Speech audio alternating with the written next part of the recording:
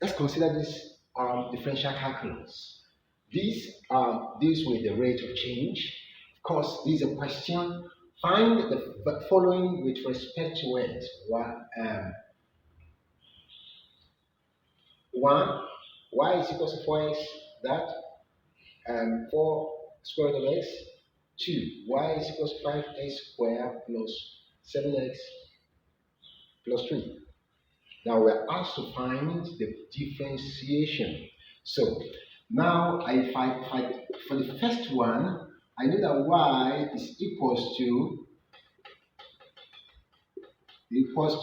4 square root of x. So dy over this dx, we have 4, the same thing as half, which will give us, multiply this with the differential coefficient, and we have 4 times half x raised to the power half minus 1. Multiply with the differential coefficient, then subtract 1 from it using the formula. Dy over dx is equals to nx raised to the power n minus 1. I use that formula. When y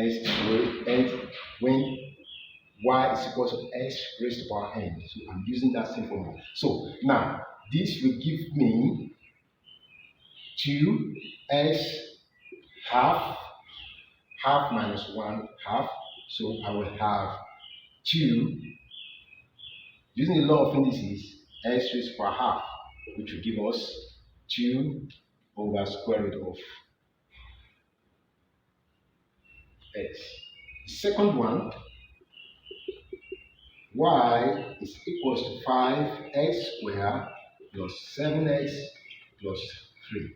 Using the same formula, dy over dx is equals to that.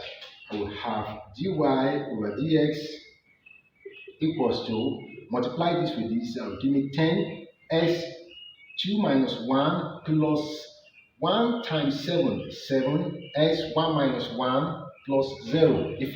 Differentiating a constant will give you 0. So the value here will be 10x raised to power 1 plus 7.